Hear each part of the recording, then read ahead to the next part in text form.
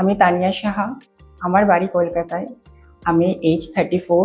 ছোট থেকেই একটা এনজাইটির মধ্যে ছিলাম, ভেবেছিলাম যে একটা সময় গিয়ে আমাকে ব্রেস্টটা করাতে হবে, কারণ আমার ব্রেস্টটা ভীষণই ছোট ছিল আর সেটা নিয়ে আমি স্যাটিসফাই ছিলাম না। যে কারণে আমি আমার ফ্রেন্ডদের সাথে একটু ডিসকাস করেছিলাম। তারা আমাকে এক একজন এক এক রকম মত দেয়, কিন্তু তার মধ্যে দুজনের মত আমার খুব ভালো লেগেছিল স্যারের সম্পর্কে, ডাক্তার নাগওয়ানি সম্পর্কে।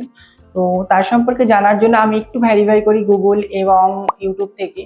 সার্চ করার পর আমার বেশ ভালো লাগলো জিনিসটা, যে না স্যারের কথাবার্তা, স্যারের যে ভাবনা চিন্তাগুলো আমি ভালো লাগলো। করার পরে আমি সেখান থেকেই স্যারের ক্লিনিকে যোগাযোগ করলাম, আসলাম স্যারের ক্লিনিকে। স্যার আমার সঙ্গে খুব ফ্রিলি কথা বললো।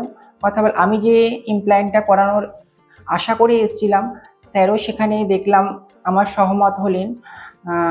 হওয়ার পরে স্যার আমাকে বললেন যে একবার দেখো তুমি। আমি বললাম ঠিক আছে স্যার। পর আমাকে ডেট দিলেন, আমাকে ব্লাড টেস্ট সমস্ত কিছু টেস্টগুলো করালেন, সেগুলো সমস্তই ক্লিয়ার আসলো। আর 5 দিন পরে আমাকে স্যার ডেট দেয়। আমি ওটিতে গেলাম এবং ওটিতে যাওয়ার পর আমার একটু ভয় লাগছিল, কিন্তু স্যার ছিলেন এবং স্যারের সাথে যারা উপযোগিতা ছিল, সহকর্মী ছিল, সবাই হেল্প করাতে আমার সেই ভয়টা পুরোপুরি কেটে গেল। কাটার পরে আমার ওটিটা হলো, আমাকে বেডে দেওয়া হলো। হ্যাঁ, হালকা একটু ব্যথা তো সবার করবে, কিন্তু সেটা ক্ষণিকের জন্য ছিল।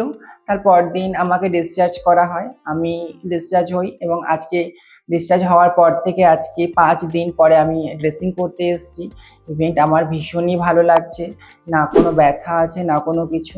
সব দিক থেকে আমি ভীষণ হ্যাপি আছি। আমি সবাইকে বলবো যে আপনারা যদি কেউ করাতে চান, একবার স্যারের ক্লিনিকে আসুন এবং স্যারের সাথে যোগাযোগ করুন। আমি আশা করছি আপনারা ভীষণ স্যাটিসফাই হবেন। নমস্কার।